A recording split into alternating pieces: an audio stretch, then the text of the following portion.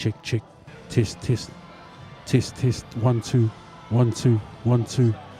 Checking, checking, test, 1, 2. How's that, Manahi? Nā marika kai te rongo au I a koe. Kia ora rā e te iwi, koutou e whakarongo mai ana I tēnei wā, koutou e mātaki-taki mai ana hoki kei te papa Māo ko Manahi I tēnei rā, o ti rā mātau ko te kapa mahi o te upoko o te ika. Kia huri tātou ki te whakarongo ake ki ngā mahi e puta mai ana.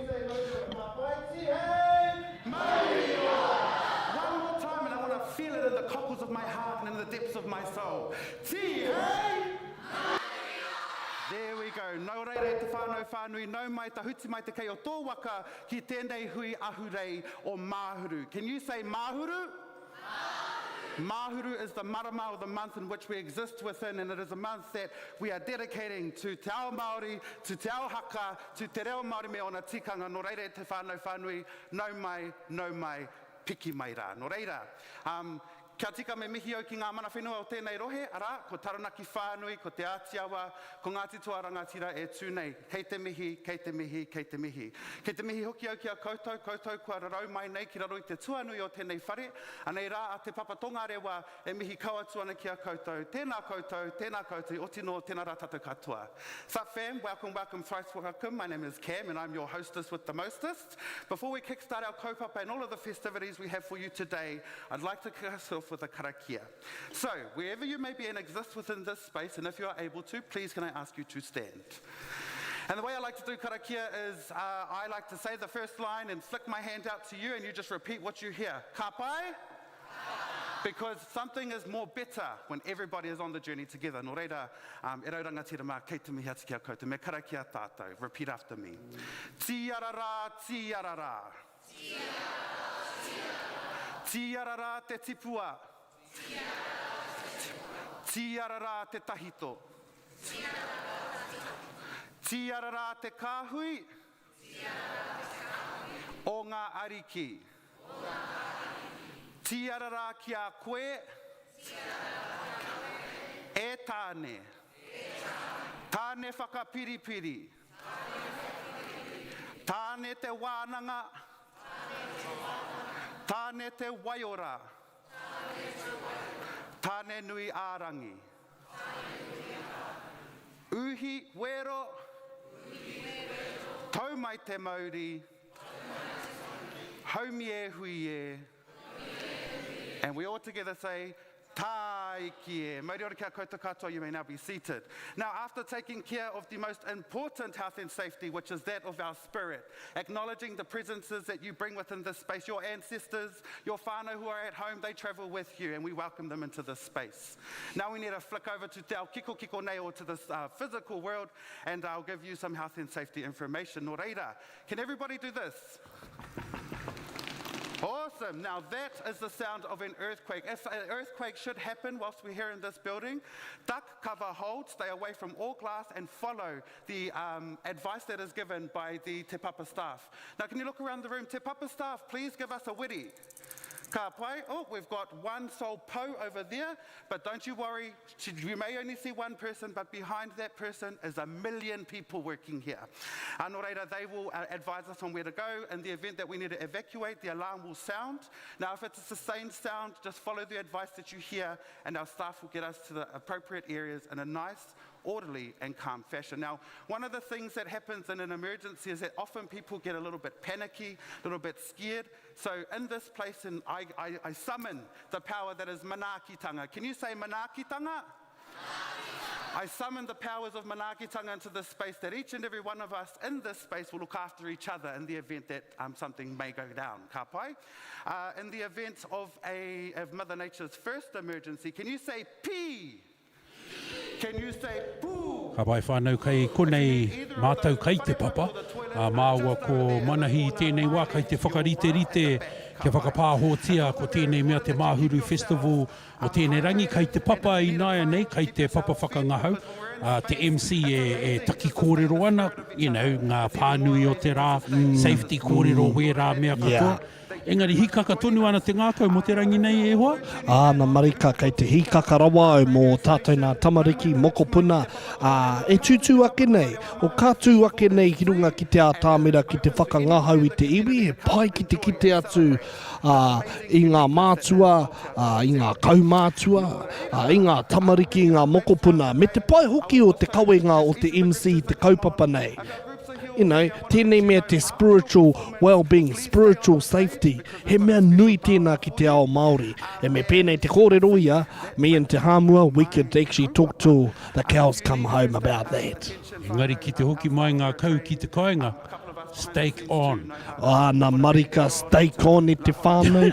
Stake on. And speaking of te stake o te kaupapa, ko te Mahuru 2025 tō tātou nei kaupapa ia, ki taku nei mōhio, kei te whakapiki mai, a Crofton Downs Primary School, a kuni tata nei ki runga i te ātāmira.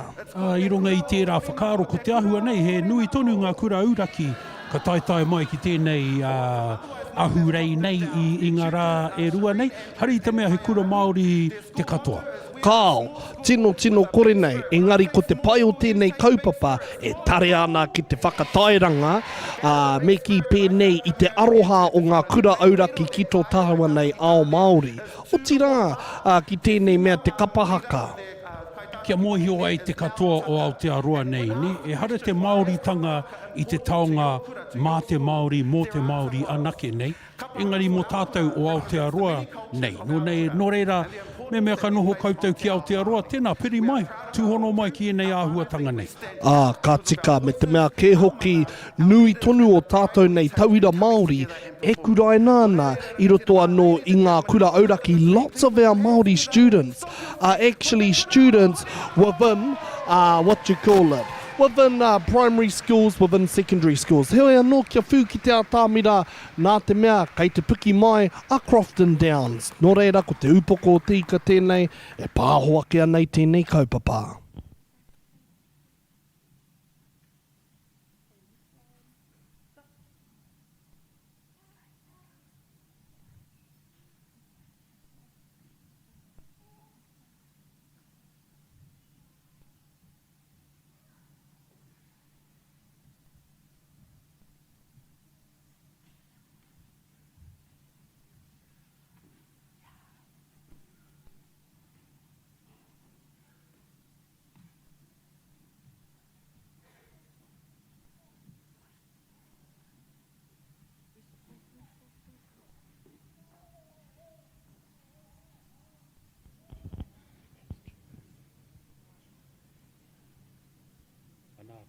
Ko te kura tua tahi tēnei o te rā nei, ko Crofton Downs nei?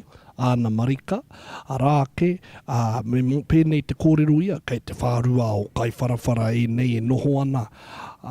Kei te kite nei tātou i tētehi mātua, e aroha nui ana ki ana tamariki. Ka mau ki te ui.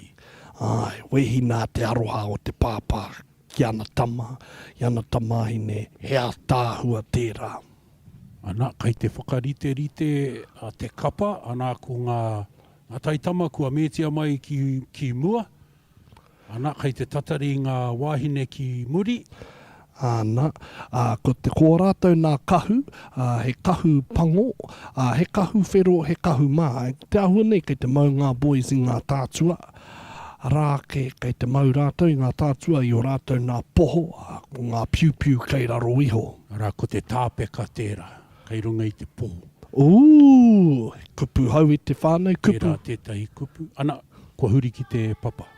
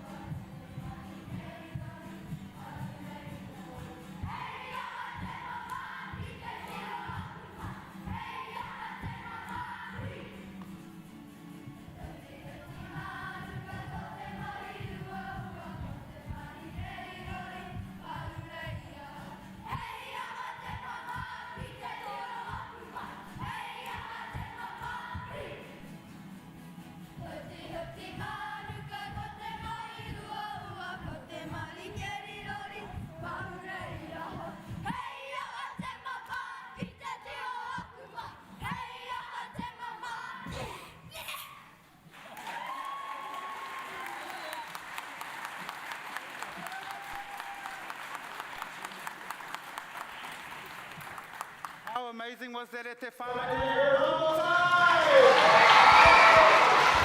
Ka pai koutou, ka pai te iwi ko te ropu tuatahi tērā o te rā. Ana marika, Ko wai anō, ko Crofton Downs, ne? koina Crofton Downs, te kura o Koromiko. Kai te moi o koe ki tērā kura, kai hea rātou. Kai te tonga o te wāhi o Kendala. Kia ora. Kai te urura no Pōneke, arā ke taua wahanga tonu o te uru o Pōneke i te raki o te wāhi o Wilton o Karori e rā kainga. Kia ora. He kura auraki tērā, ne? Nā, he kura auraki. Hoi anō, e haere ake nei ko wai ke. Ana, ko Tītahi Bay Intermediate kai te haere mai nei, ko Tītahi Bay o tērā taone rangatira rawa o tātou o Pōrirua.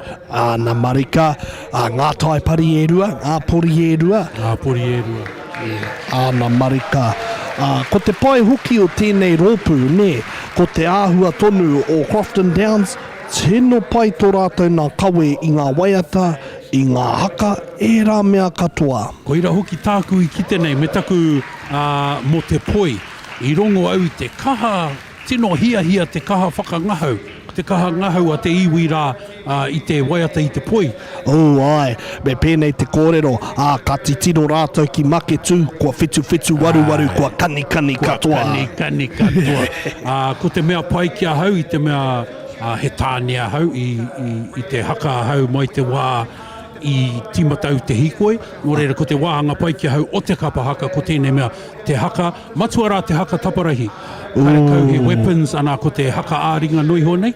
Meke, man. Tēnō tū meke tēnā. Mai anō tērā taira haka noroto anō i tērā iwi o tāua nea Ngāti Pro. Tēnei me te haka taparahi. Me te mea ke hoki, as a quick fun fact, tēnei mea kamate wasn't even a taparahi. He pōkeka ke was a freestyle haka. Koira. E nā apirana ngata iaia i Ngāti Pōneke i whakataparahi ngia, no reira. Kia ora Ngāti Pro for making a haka taparahi. Well, koira te tikanga ne, ka freestyle, ka pōkeka. Me he mea ka noho pōkeka tonu, kai reira tōna mana, he ātāhua. Engari, ki te tūmai he pōkeka, ka aro haina e te katoa, akuni tērā, ka huri hei haka tūturu nei. Pera i te whakatauaki. Ko te whakatauaki ka puta i a tāpirana ngata e tipu e rea. Oh, lovely. Engari, it could have been just waiho i reira, engari i tū i naia nei, hei whakatauaki ka mētia, e wai, kia wai. Pērā anō hoki te pōkeka rā, kua huri hei haka tūturu nei. Tika rawa atu. E pēnā anō te whakatau ki āpirana ngata. We hear it these days i roto i te waiata, your magic people to me. I waiatahia e te Pāti Māori, waiatahia Waipareira, now Illuminati. Sings it. Hoi anō te āhua nei kai teke mai a Tītahi Bay Intermediate. Te āhua nei me ki pēnei nei, korowai kahurangi a rātou, ne? Me te ātāhua hoki. Kei hea aku mōhiti, I can't actually see that far. Me pēnei te kōrero ia. Waiho mamana hei, kanoho hei mōhiti mā te hāmua. Ara. Anei ngā boys e ke mai ana. Nei rā ngā boys. Me o rātou nā piu-piu. Kia huri atu tātou i nāia nei ki te kaitaki o te papa whakangahau ki te MC. Clap your hands for te whānau a te kākano!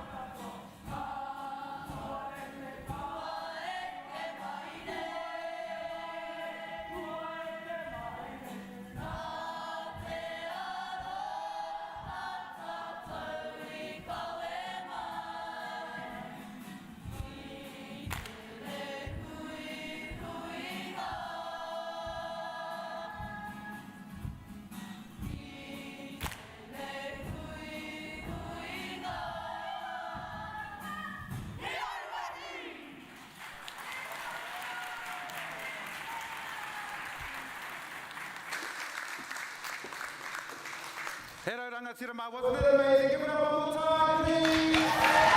Hei, koe ara tērā I te iwi ko te kura takawainga Ai, o tītahi, ne? koina. Te rōpu o te kākano tō rātou nā ingoa kapa. Ka pai te kākano. Ai, ka pai tonu te rā kākano. Te āhua nei, kei te tupu mehe pihinga, a kuni tata nei ka mahuri mai I roto I te ao haka. Kua kitea tērā. He hua pai kei roto I te rōpū rā, akuni ka pua wai, a ka kitea e porirua whānui tonu. Ka mau ki te wei. Nā marika, ka mutu pēr tō rātou nā pai, ka mutu pēr hoki o rātou nā waiata, kaupapa mō teatea. Man, te pai hoki o rātou nā waiata mō teatea, mō te hīkoi o te whenua ngā tau whitukau mārima. Yes, ka rawe tērā. Te poi mo te kingitanga, te patu mana Māori. It's like, man, te āhua kia matara mai te iwi, ka ue nei ki roto ki ngā kura tuarua, Kua tau. Nā marika. E hoa mā koutou katoa ka tahi anō pēr kia tune in, kai te papa māua ko manahi I tēnei wā, kai te tahi ahurei kapahaka nā te Wellington Māori Cultural Society whakatū, ana ko te ingoa ko Māhuru 2,205. Ia tau ka puta tēnei ki te pōneke e te whanganui a tara nei, ana kei konei mātau e whakapāho ana I tēnei wā. Ana marika e whakatairanga hoki nei te pai o te reo Māori, I te pai hoki o tēnei mea te kapahaka. Heoi anō, he hake te āhua o te mahuru, ko te mahuru tēnā, ko te wā o te kuanga, ko te wā hei whakatōtō I ngā kākano, nei rā ko te ahurei ake nei, e whakatōtō tonu ake ana I ngā kākano. Ana ko ngā rōpū e toi ana I te ata nei, ko Postgate School, ko te kura o te ngai, ko Randwick, katahi tātou ka whakatā mo tēnei mea te kai. Ana marika e te whānau. Me pēnei hoki te kōrero I a tino pai te kite atu I a Crofton Downs, I a Tītahi. Hoi anō, ko ai ka hua, ko ai ka tohu, pēhea ke nei te āhua o te Postgate, engari aha kua te aha. Ko te mea ke hoki, kia hānea kia pai te tū. Kia pai te tū me ki pēnei a ngā tamariki, a ngā mokopuna, I runga I te ātāmira. Ana hei te ahi nei whai muri mai I te kai, ko Pukerua Bay School, whai mai tērā ko Nainai Intermediate School, Normandale School, Tawa School, me St Bernard's College Years 7 and 8. Me pēnei tāku. Kua kite nei tātou I te pai o ngā hua. E kamihi ki ngā kaiako, nā rātou tonu I whakaako I ngā kura auraki I tēnei mea te kapahaka. Me pēnei te kōrero ia, me waiwai kai paki aka rawa, te kaiako, ki te aha, ki te mahi, ngā mahi Māori, ngā mahi kapahaka I roto I ngā kura tuatahi. Kei te mihi atu kia koutou katoa kei runga I te matapuka, te motopaika. Koutou kei runga I te matapuka I tēnei wā e mātakitaki mai ana I a māua ko manahi. Koutou katoa anō hoki e whakarongo mai ana mā te 87.6 FM ki te Pokapū o Pōneke. 1161 AM huri noa I te whanganui a tara mehe kai waho koutou I te rohe nei. Whakarongo mai mā ngā taupānga e rua ko iHeartRadio tērā, ko whare kōrero anō. Me pēnei te kōrero ia, he āpiti atu I te kōrero o te motopaika, nei rā te motopaika o te reo Māori. Ko te motopaika o te upoko o te ika, ke mai nei. Ko tōna nei kai, ko te reo Māori, ko ngā kaupapa Māori, ko tōna kai, ko te kapahaka mo tēnei rā tonu nei, e oke tonu atu ana ki te toru karaka o te ahiahi. Nō reira, ruma, me tātou nei runga I te ara, e kia nei te ara matua o te reo Māori. Me kaha hoki taku mihi atu ki te MC o te rā nei. I tūtaki māua I te atanei, turns out he whanaunga tērā nōku no hekurangi maunga no Ngāti Parau, nō reira kai te mihi atu ki aia. Hari te mea he māmā noiho te MC, me koi te henengaro, me hāta kehi, me ngā kaumaha ki wērā mea katoa, hei poi I te hunga mā takitaki, o tira I te hunga e whakātu atu ana I o rātou taonga kapahaka no hoki. Ai, ko te āhua tonu o te MC, me whakapoapoa I titi te rahi, me kaua te tangata e taka ki te moe, me kaua te tangata e haku e riri mai, engari me harikoa, o tira me ngā kaupai. Kia tahuri tātou i nāia nei ki te papa whakangahau. Ki reira whakarongo ake ai, ki ngā kōrero a te MC, kua tae mai te rōpū e whai ake nei, ko Postgate School. And when asked why kapahaka is important to their kura, they said at Postgate School, kapahaka is embraced by all students, regardless of ethnicity, as if it were their own, showing that Māori culture belongs to everyone in Aotearoa. Kapahaka strengthens identity and pride, builds discipline and teamwork, and unites our tamariki through whanaungatanga. It is more than performance, it is an integral part of their school culture. Nō reira, as they come up onto the stage at te whānau, I want you to make a ruckus, ka pai. I want all the whānau on the ground floor to feel the mana and the mauri that we'll be pumping through te Papatonga Rewa today. Hey, hey! Hey, hey! He te ti, he te tā, e rauranga tira mā, give it up for Te Pua Waitanga!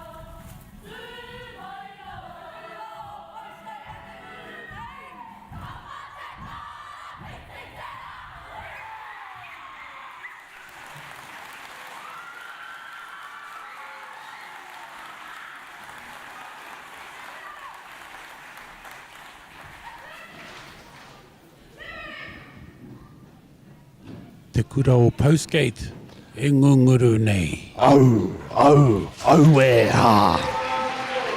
Mau ke te wehi, kai te mihi atu ki a rātou me tō rātou tūwohu nei I te māhunga ki te iwi. Hei mihi ki a mātou e mātakitaki mai ana, tēnā koutou Postgate kura. Nā tēnā koutou katoa, ai whakarongorongo tonu nei ki te hā o te upoko o te ika ko te hā wehi tēnei. E whakapāho atu ana māua ko Manahi I te papa o tira I te Amorangi Gallery. Ana ko te ingoa o te ahurei o te rānei ko Mahuru Festival. Kai te he mea whakahaere e te Wellington Māori Cultural Society. Ka tika. I tēnei wā tonu nei, ka kite nei au I tēnei o ngā kapa Postgate. Kounga ke nei tō rātou nā tū. Kounga ke nei o ho rātou nā waiata, o rātou nā haka, ho rātou nā kawe I a rātou anō mehe rōpū. Ko tēnei āhua o te piu o te tinana, te rere o te tinana, te tū a kapa, te mahinga o te haka, au e taukuri e. Kua ora katoa te iwi Māori, ko ora katoa te ao Māori, ko ora katoa te kapahaka I hēnei iti rea katahi anō ko tūmai. Me te kite atu I ngā kura auraki nei o te motu, ko te nuinga o ngā taitamariki Māori, ka haere kura auraki nei. Wetahi o tātou ka haere kura Māori, kura kaupapa Māori nei. Nō reira, he tino katangi au ki tērā kaupapa I te kōrero mai koe, mo te whakaakotanga o ngā kura, ngā kaiako mainstream nei ki te reo Māori me rā ahuatanga. Hea no te ingoa tērā kaupapa? Te ahu o te reo. Te ahu o te reo I whakakorengia e te kāwanatanga nei. Ka kite atu au I te nuinga o ngā tamariki Māori kei roto I ngā kura auraki me taku tino hiahia kia hoki mai tērā taonga. Our kids need it. That's Te nuinga right. o rātou kāre haere kura kaupapa Māori. Tika, me te mea kē hoki ka tika me hahu ake tēnei taonga, te taonga o te ahu o te reo. I te mea, ko rātou te take, ko tātou iti rea te take, me te nui hoki o ngai tāua te iwi Māori, kei roto I nei kura, me te nui hoki, me ki pēnei o rātou mā e ako ana I tō tātou nā reo, I roto I rā wāhi. Me tāku hoki nei, ka mihi ki anō ki ngā kaiako kapahaka, e hāpai tonu I te mānuka, ngā mea Māori. Ahakoa te kitea e te tangata I a rātou, ka kite nei au I a rātou, I roto I a rātou nā poraka, e aha nei, whakatangi ana I te rakuraku, e whakahaere ana I te rōpū. Yeah, they might be in their hoodies e te whānau, but at the end of the day, they're not only your kapatūra, they're your real teacher, they're your real cultural popo e tō kura auraki. There's nothing wrong with a hoodie, my whānau. No. Where I come from, that's your walkout uniform. Hey, hoodie and Jordans, that means you're ready to go to church. Ahoy anō, as we've been saying, te nuinga o ngā tamariki Māori ka haere ki ngā kura auraki.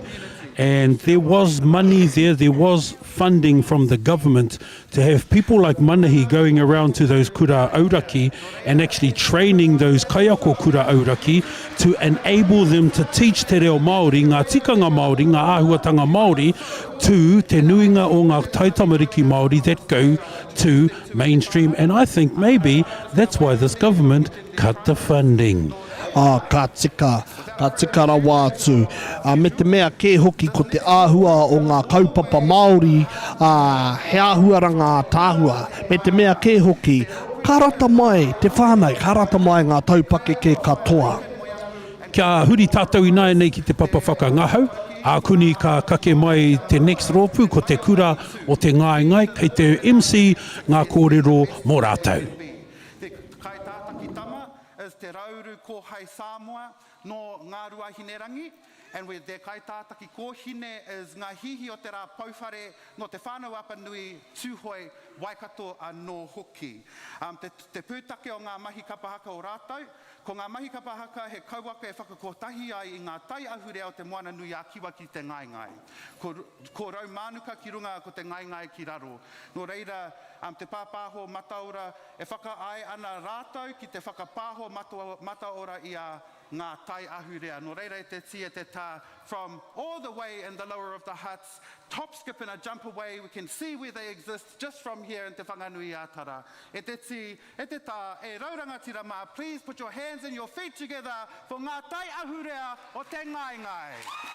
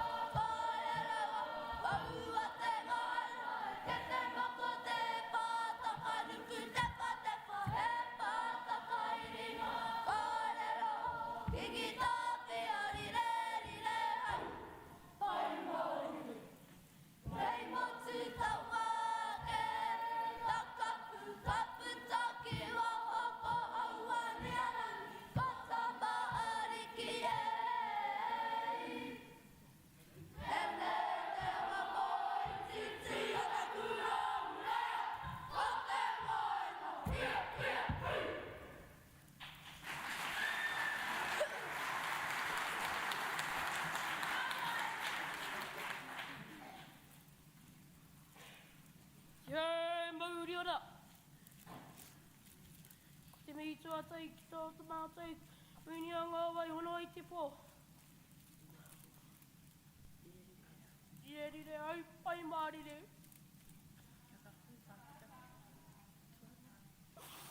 Te mihi tō rua. Te kaupapa o tēnā.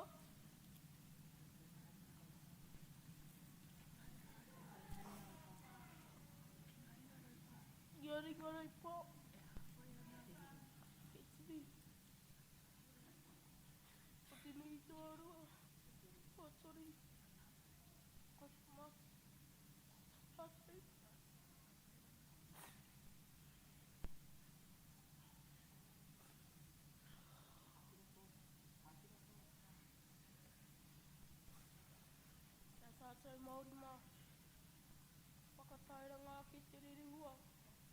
tātou rio. Toi, hangoa ki o katoa. Toi tūtaki mana motu ake. Toi tūtaki kino rangatiratanga.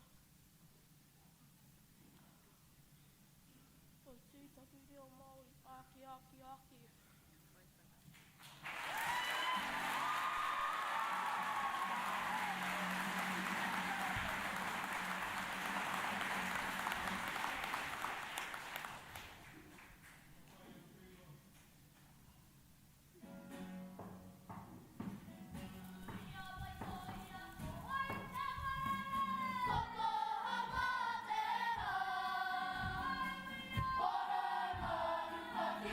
Ora,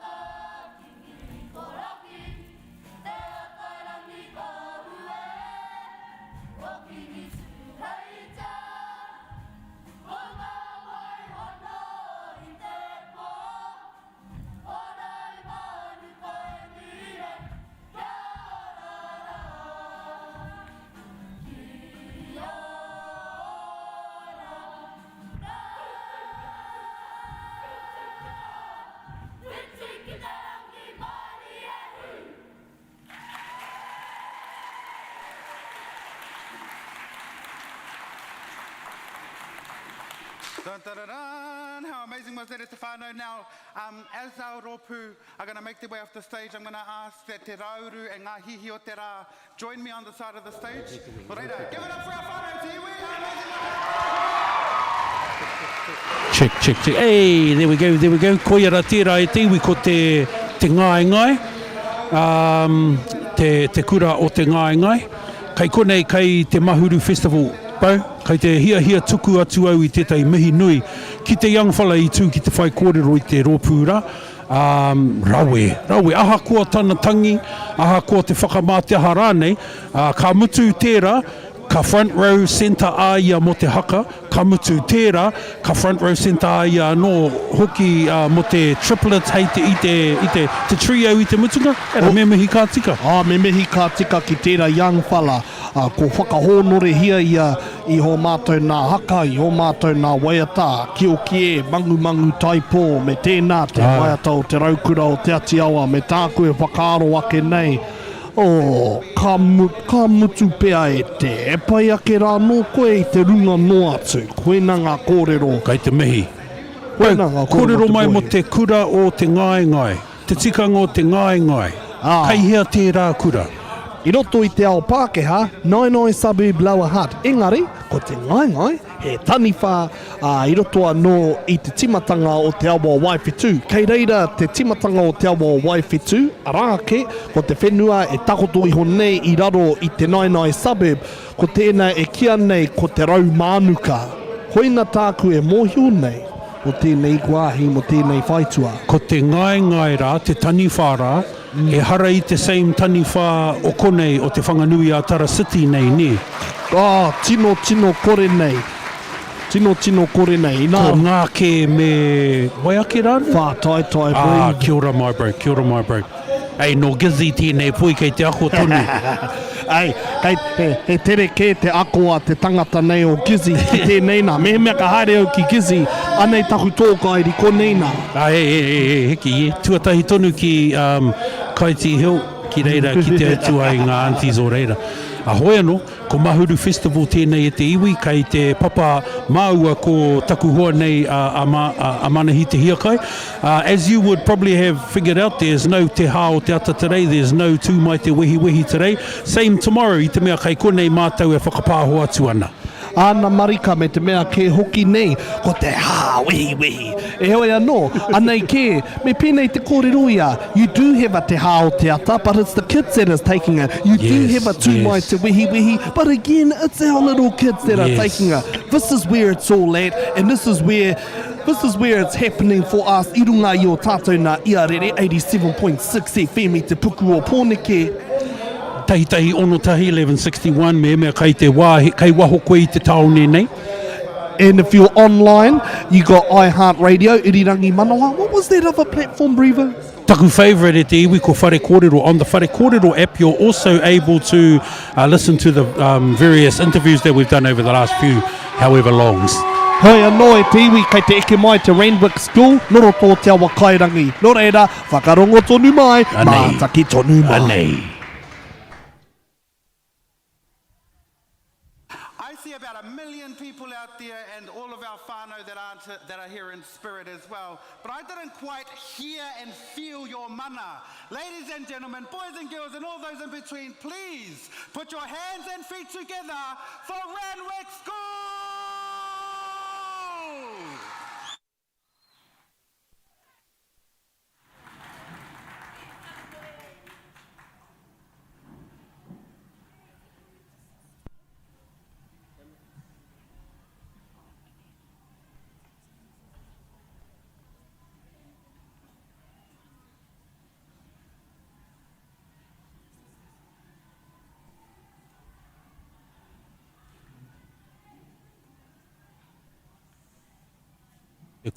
Ko te kura nei e hoama ko Randwick, no tērā taha. Anō hoki, te taha o te awa kairangi ne? Ana marika tata tonu nei a Randwick, ki Waifetu, ara ki te wāhi o Moeterā. Me ki ko Moira, I roto I te ao Pākehā. Oh, bro, I learned something new. Ki te atu au te Moira, me taku whakaaro hea hoki rā te tikanga, Moeterā. tika rawa atu me te mōhio ranga ke. Au, anei, kua timata rātai. Anei.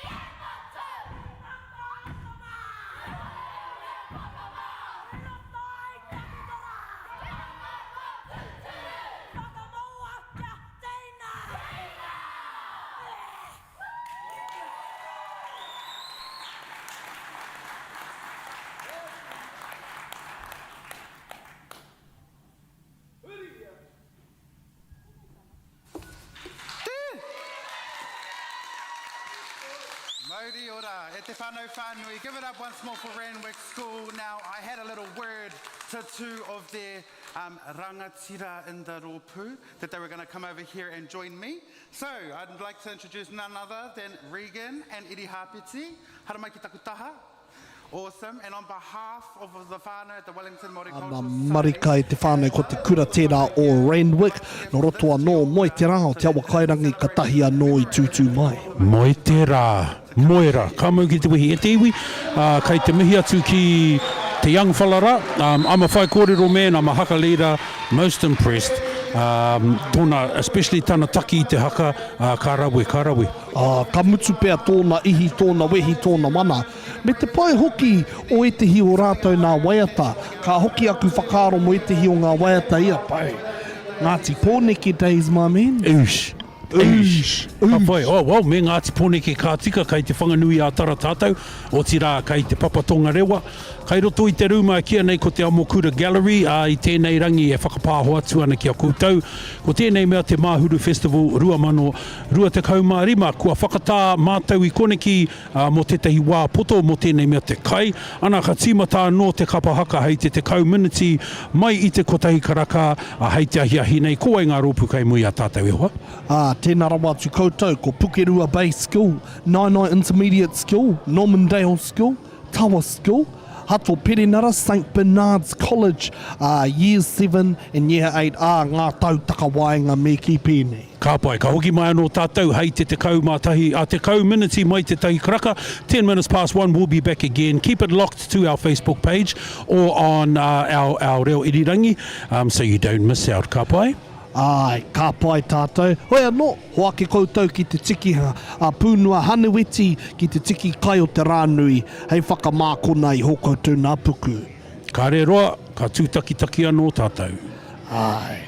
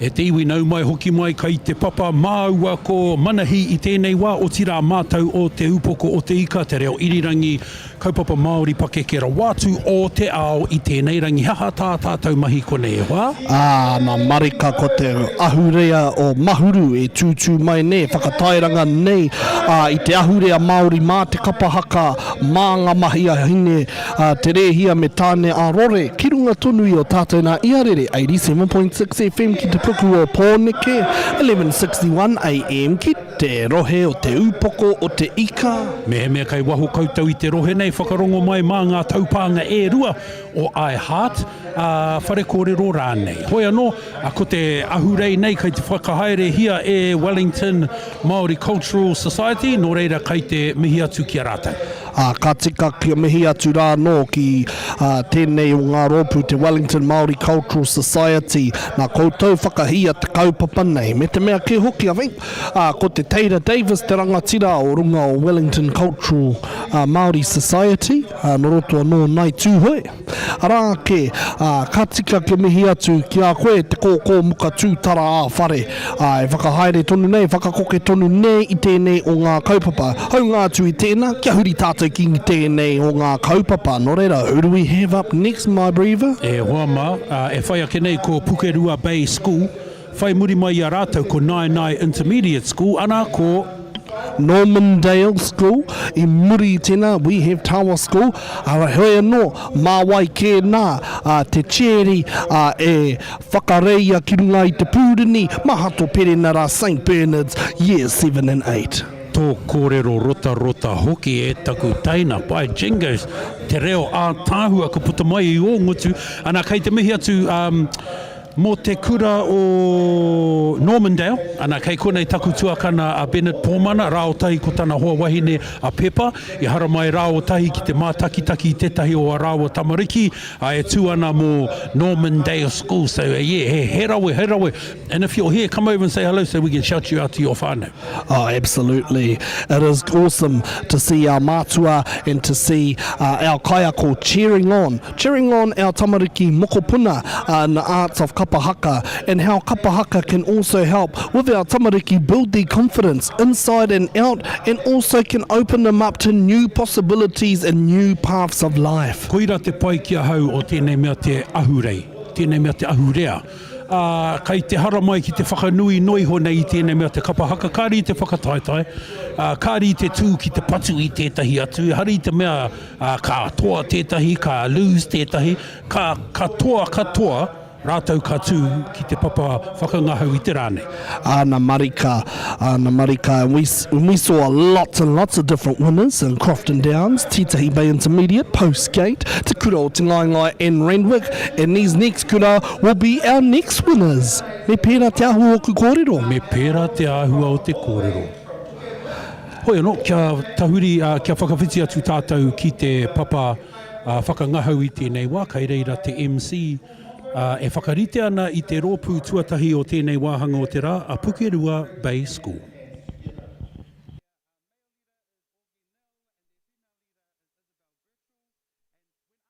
Kapahaka is important to them. They said this: it is important to represent our Māori culture at our school, and connecting to their Māori culture as tauira Māori opens up awareness to more te ao Māori. And isn't that amazing? That came from the mouths of our babies themselves. And if that is the eyes that they're looking at this world that we currently exist in, then wouldn't you say that our whānau that petitioned the government in 1972 did a good job? Nō reire e rauranga tira mā, me te tia te tā, please put your hands together for Te Kura o Pukerua.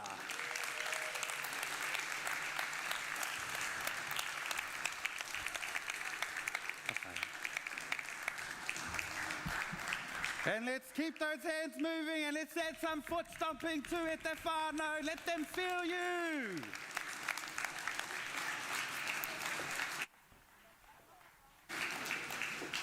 And now when I say oe, you say he, oe. Let's try something different. When I say oe, you say he, I'll say oe again, then you say ha. Ka pai, oe. Ka pai. So it should sound like oe hi, oe ha. And then at the end, we'll all say ti hei mauri ora. Toru wha, Aue hi, aue ha, tihei Māori ora. Māori ora kia tātou.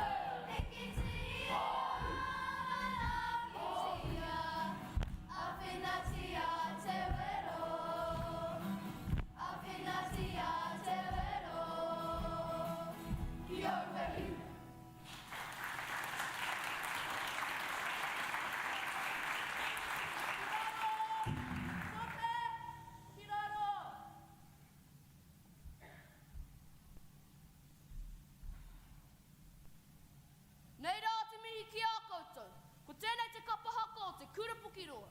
Ko te manako ea, he wainene te reo, he wāwana te haka. He rangatira te tū. Nō reira, tēnā koutou, tēnā koutou, tēnā koutou katoa.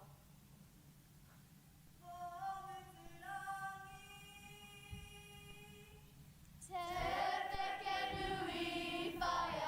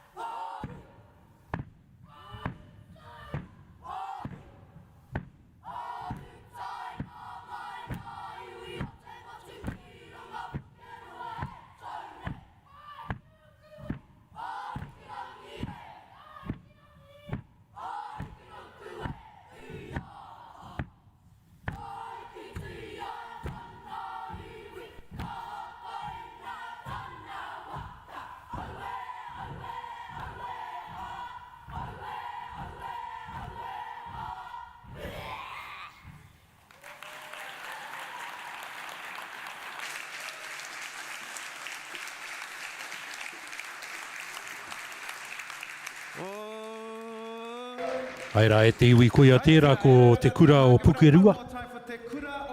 A kei konei kei Mahuru, te ahurei o Mahuru. Tai anō ka mutu mai ko tērā kura. Anā kei te puta mihi tētahi.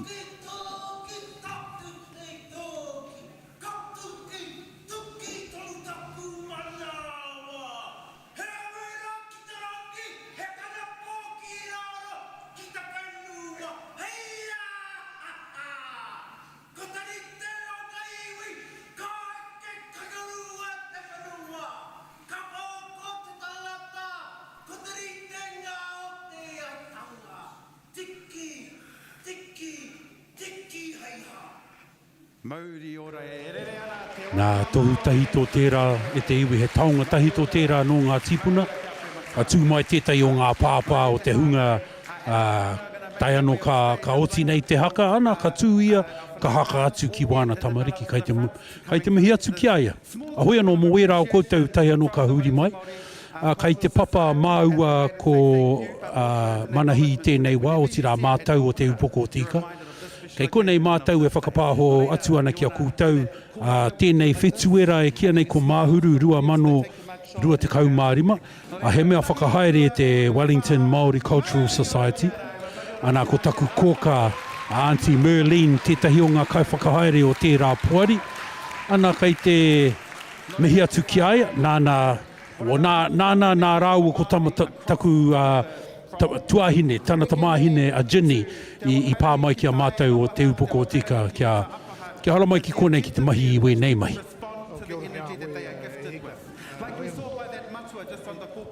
Check. Kia ora ki a koe e hika. E, tēnā koe. Koe no kei mihi atu rā kia koutou e mātakitaki mai nei i tō mātou stream.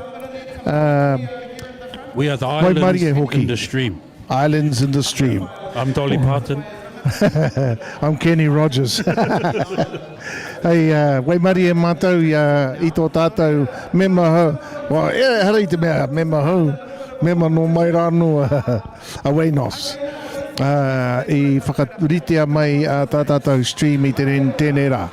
Ko Wayne Makarini tērā e te iwi Wayne Makarini, no tērā whānau rangatira o Ngāti Prau o te whānau te marae o Pēnu, ana nāna wēnei mea technology katoa i mau mai. Jeru Dogs, that's us, and you know. Ngā kuri pāka, you know. Hoi no, ata huki te rangi nei nera.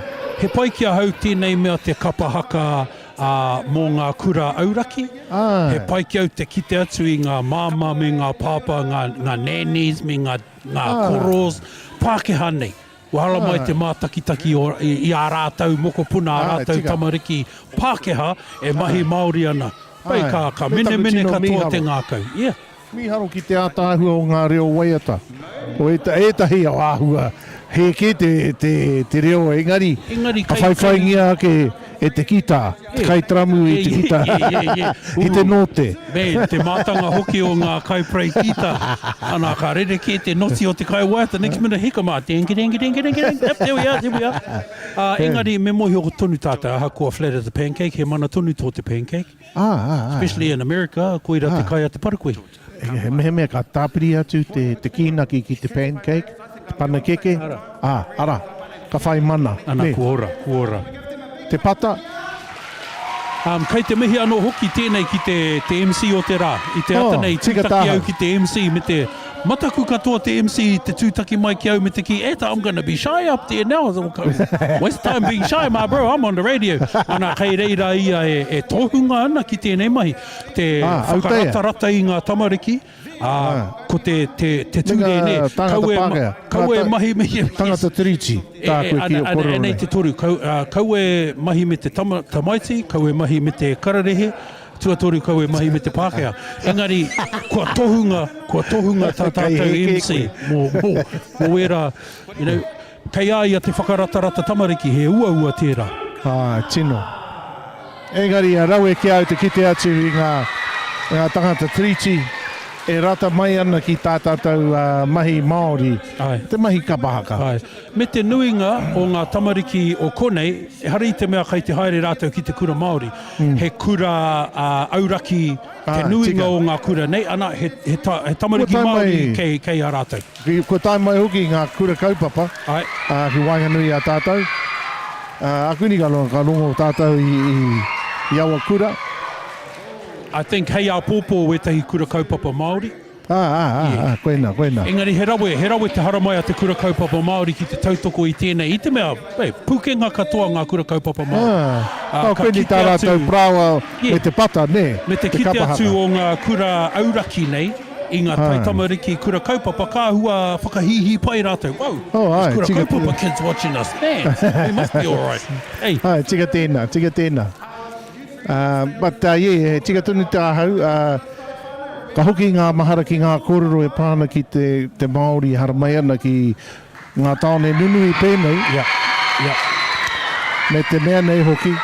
Kei te whiriwhiri, Te hoi hoi no hoki. wai te pūkana pai rawa. Kei te whiriwhiri. Ko te kapahaka tō rātou hononga ki tō rātou Māoritanga. Exactly. Ena koena te pai o te kapahaka i rāwā. I nāia nei, e nui ngā ara ka tarea e te tangata te whaiwhai haere i tōna Māoritanga. Engari kei reira tonu te kapahaka, mō e rā o tātou kāre tino tomo atu ki te ao Māori. Me tika tau, i te mea he music. Tēnei mea ai. te music, ai, ko te reo tērā o te ao whānui katoa. Tika tāhau. Taku miharo hoki ki a Ngāti Pōneke, kia te hoko whitu atu. Wera, Wera nā rōpu pakeke, me tino miharo ka kraua. tika. Yeah, Ai. yeah. Me ngā waiata, ngā kaituhi waiata o era taima, ngā taima i ara ake e ngā rōpu, ne? Ana kua rongo mātou i wetahi a tātou, i wetahi o aua waiata i te rangi. Tonu nei, ātāhua hoki. noi hone i te ata nei. Ka mea mai a manahi iai i taku taha. No Ngāti Pōneke tērā waiata. Ai, tika Ka mea tēnā. toi, ka mau ki te wehi, ka pai. Ai, tika tēnā. Nā ko Ngāti Pōneke te tino rōpu i ona wā, mō ngā hia kē tau. Nā wai rā, ka whānau mai e tahi atu rōpu i a Ngāti Pōneke. Ai. Ka wehe atu e tahi tangata e a Ngāti Pōneke, ka tīmata hia e tahi atu rōpu i roto o Pōneke. I te tau āhua iwa te kaumā toru pia, haramai wetahi o mātou o tūranga i Toi Haukura. Ne. Ko Uncle Derek tō mātou kaiarahi i Tauawa. I reira mātou ko Pat Tākoko, ko Henare Tāhuri, i pupitea me tete i rakuraku e waiata noiho ana. Ka aramai te kraua o Ngāti Pōneke. Are you boys in a kapahaka? Ka mea tu Uncle Derek, yes, bugger off. Engari, koira te nui o tēnei mea te kapahaka i konei i te whanganui atara. Because of what you said, ka urban drift te Māori, mā te kapahaka ka tautunu aia ki tōna Māoritanga. Koena. Nā reira, ka kite koe i te kapahaka. Kei te āhua rata haere te iwi whānui ki tēnei mea te kapahaka, ne? Ka haere koe ki ngā mea pēnei te matatini. E hia ke nei mano tāngata ka tae mai ki awa wāhi, ki awa kaupapa. E hara i te mea hoki he Māori anake ka tai atu. A tauiwi mā, a Pākehā mā, a Ngā tūruhi. Moana Nui a Kiwa mā, ngā tūruhi. Te whakawhiti tātou i nāi nei ki te papa whakangahau. Kei te tū mai te next rōpu o te rā.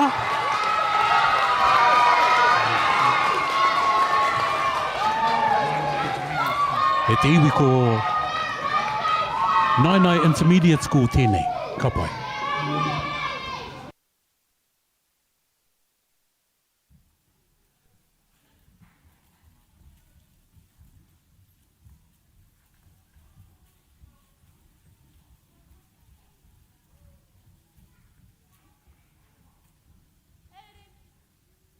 Whakawhiri.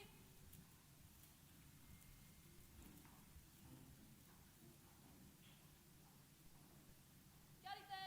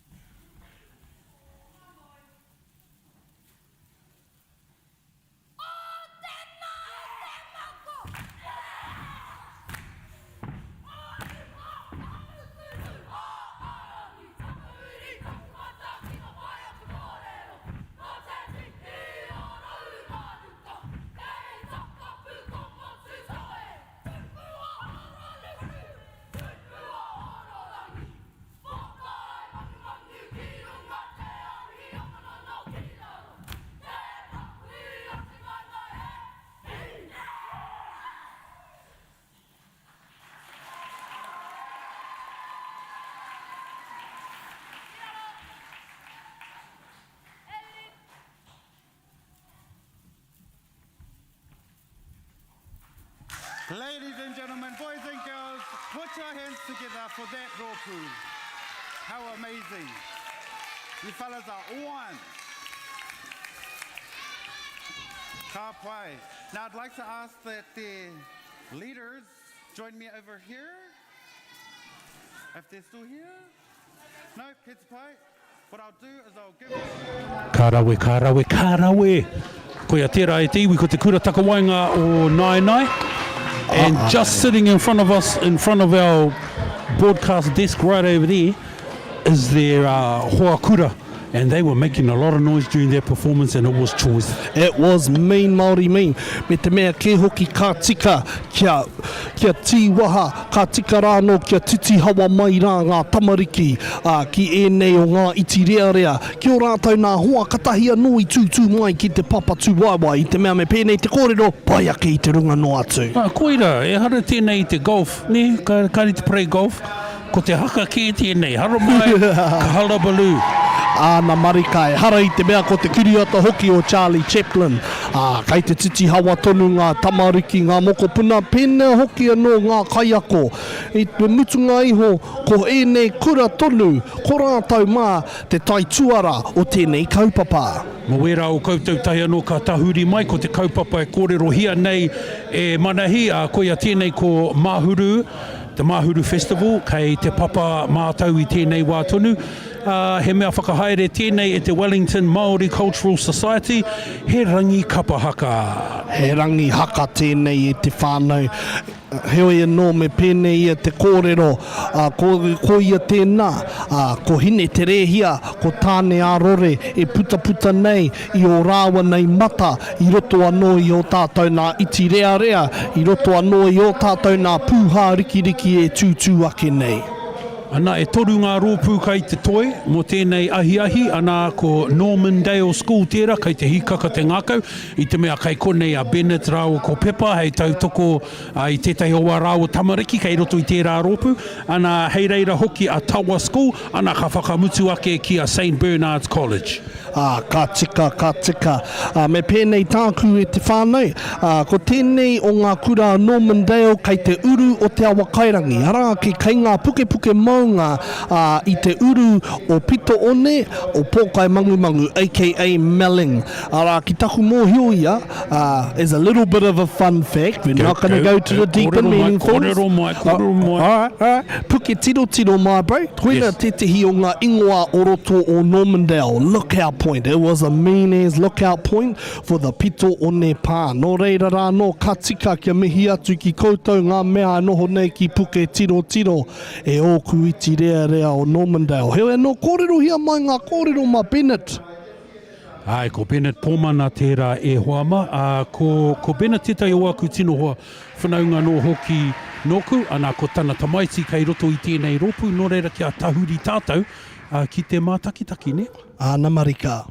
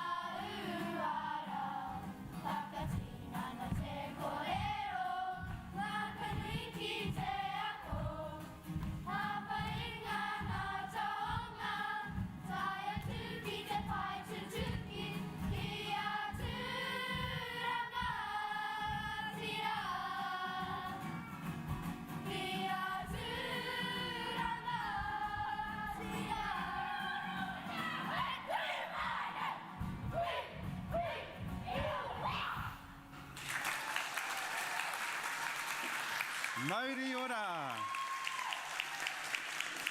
He te whānau whānui, give it up for Te Kura o Normandale.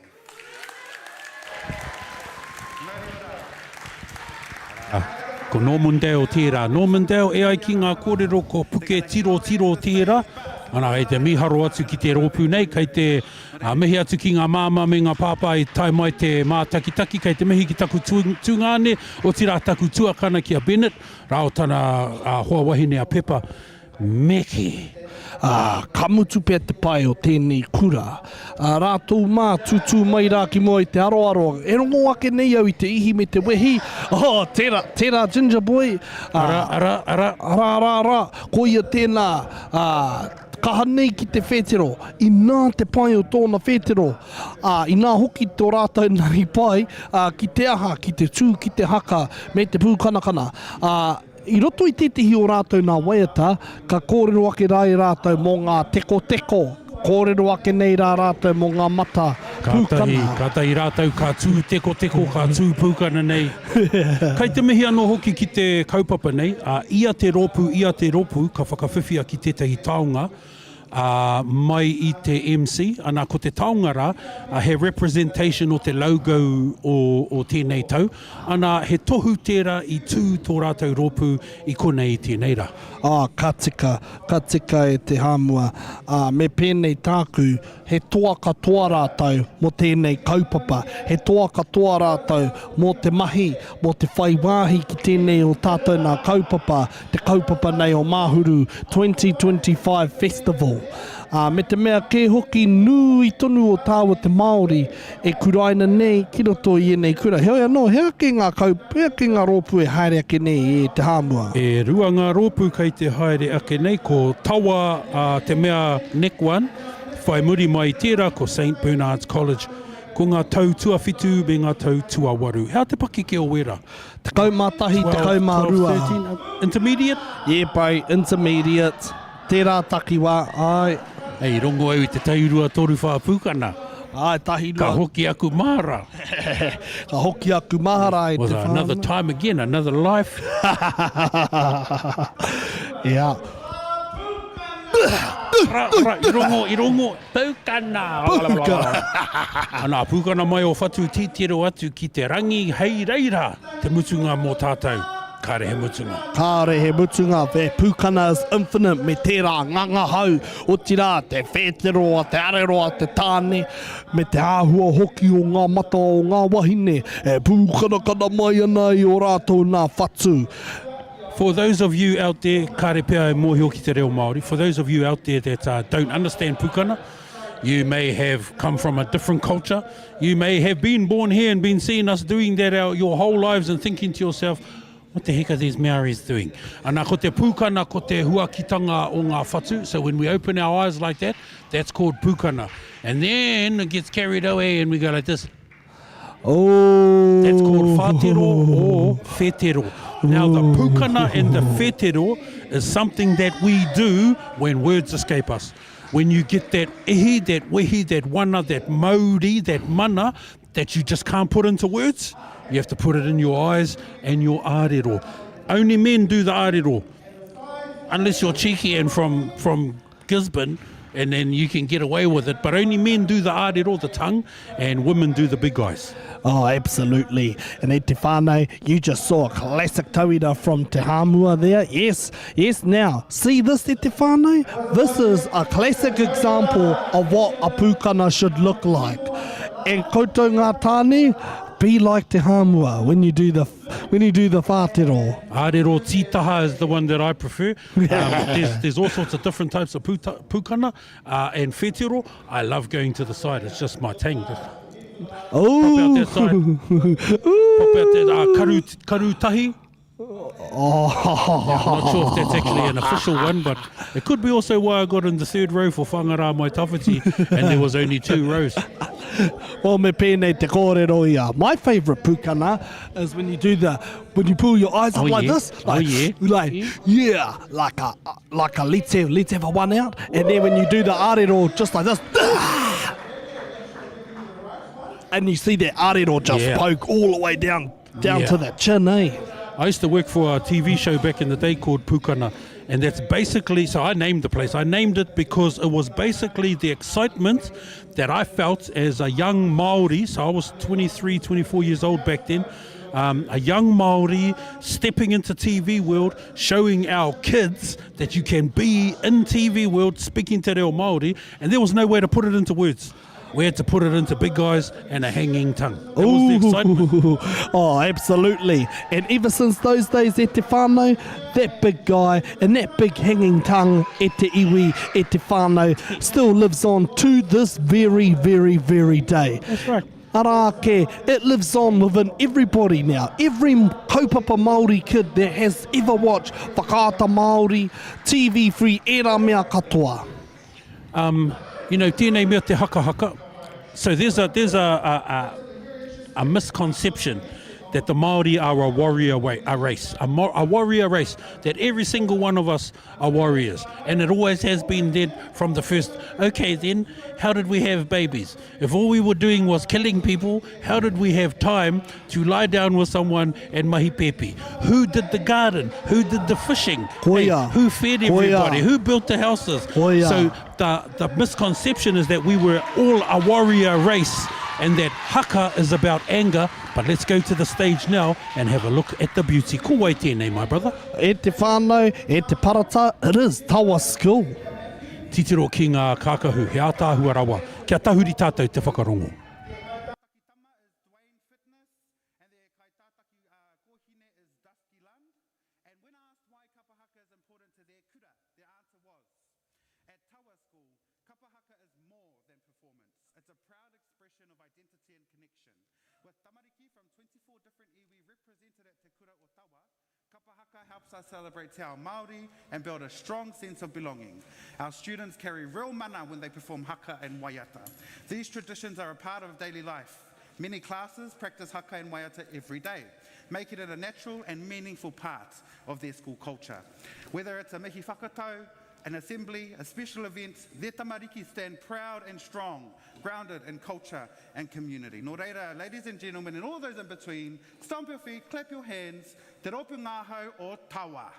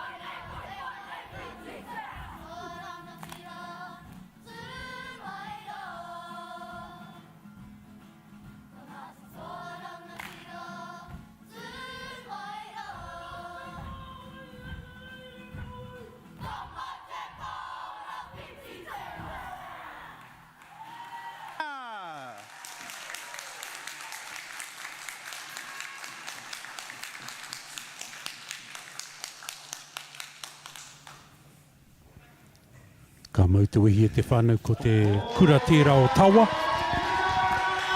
Ana marika. Katahi rā te pai o te ihi me te wehi o tō rātou nā tū.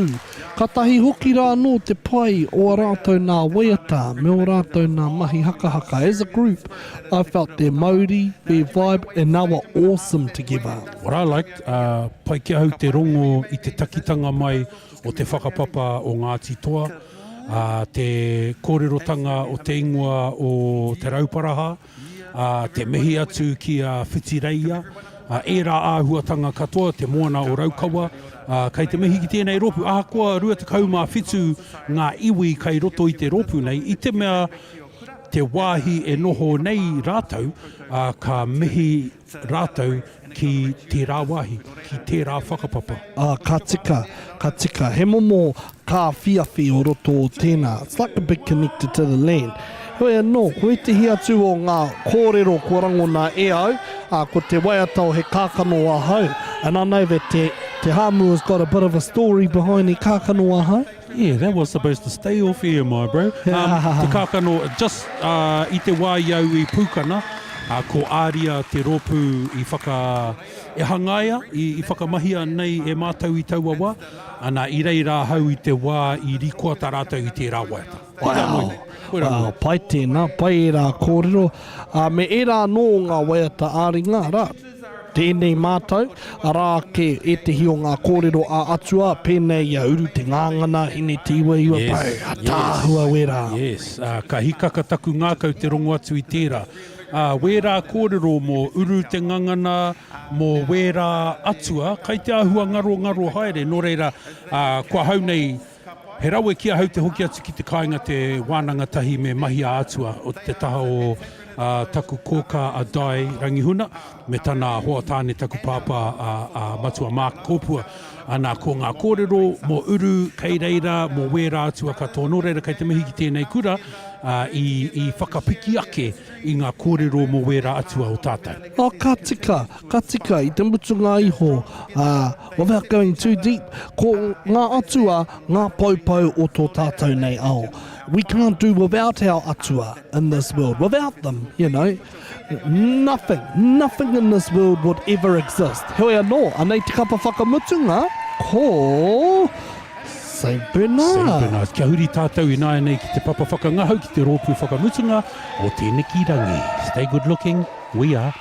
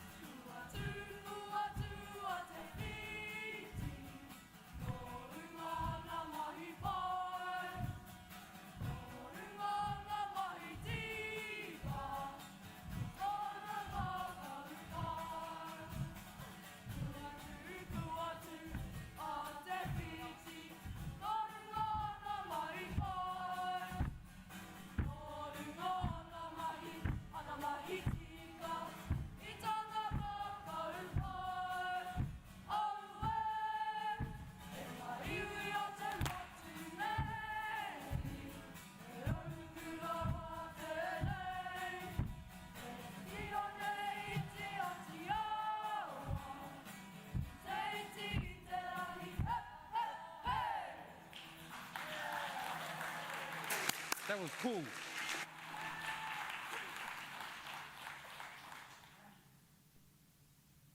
Kia rite. Kia rite. Kia mau. Aki roto. Aki waho. Aki roto. Aki waho. Papaki tita. Kakai kako. Te tai whakarunga. Te tai whakarara. Kanga mai mai. Taku paka. Taku paka. Taku paka. Taku paka. Ia. He koia, he koia, he koia. He koina au te whetu. He koina au te marama. Riki tonu, eke tonu, te ika ki te renga. Hui au e. O torona tita. Tukuna te ihi, tukuna te wana, pukana mai ana. Pukana mai ana ki te rangi. Pukana mai ki te tangata. Pukana mai ki te whenua e tangata ana. Whakamata kuhia, te tangata, te atuku, te ihi, te atuku, te wana. Kia whakamu mai i ngā wari, a tātou tipuna e. Whakataka ia, whakataka ia, whakataka ia. Ha!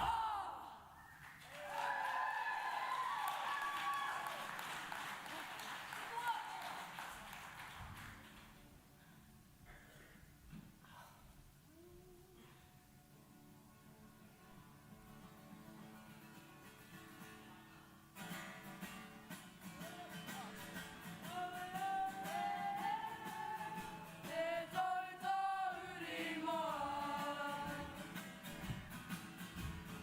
Te rangurere ae. Kuare iko koena. I te awhitoti ana. Aue aue. Te tautauri mai. Te moe te ti nana. Te o te wai rua. Te honu te ma aue aue. Te tautauri mai. Aue aue.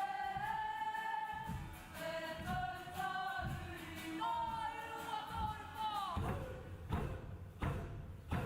Turiki te ara. Tua paingara. Turiki te ara. Tua paingara. Koe nei ngā mea rewa wata tiane. E tōku nā koe. Aue e whakanui ngā ui o te motu. Aue. Aue a. E ara ka mau ki te wehi e te iwi. Koe a tērā ko St. Bernard College.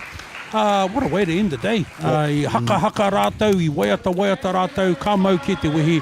Ka rawe, kai te mihi ki tērā kura, te kura whakamutunga o te rā. Me pēnei te kōrero ia, nā rātou tonu i whakareia te cherry, i runga anō, i te pūreni, i te wainene o te waiata, me te pūreni o te haka i tēnei rā. Ka mau ki e tō wehi, ka mau ki e tō lega. I te rangi nei ki te atu tātou e te iwi a Crofton Downs School. Ka tahi ko Tītahi Bay Intermediate, Whai muri mai a rātou ko Postgate School. ka tahi ko te kura o te ngaingai. Taka mai ki a Randwick School, ka tahi ka lunch break. Nai, muri tonu i te wā o te tina, ko te kura tuatahi o Pukerua Bay. I reira hoki a Nai Intermediate School. Ka tahi rā no I reira te kura o Puke Tiro Tiro, aka Normandale School. Ana I mutu ake tātou I a St Bernard's College, years 7 and 8. E kai ware tia, te kura o Tawa e te whānei. Aroha mai, tawa, tēnā koutou. Hoi anō, hei a pōpō ka tīmata anō hei te haurua mai te tekau karaka.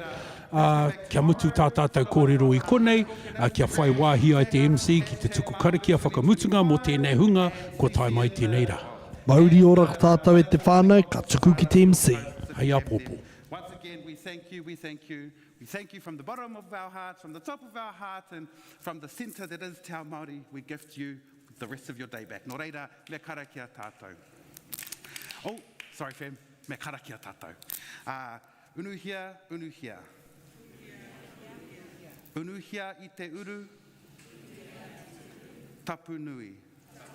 Kia wātea, kia māma, te ngākau, te tinana, te wairua. I te ara takatū. Koia rā e rongo, whakairia ake, ki runga, kia tīna. Tīna! You know this one, haumi e hui e. Mauri ora te whānau, make your way out of the building in a safe and orderly fashion, or stick around and chill. Anyway, it was great to meet you and share Mahuru 2025. Mauri ora. Thank you.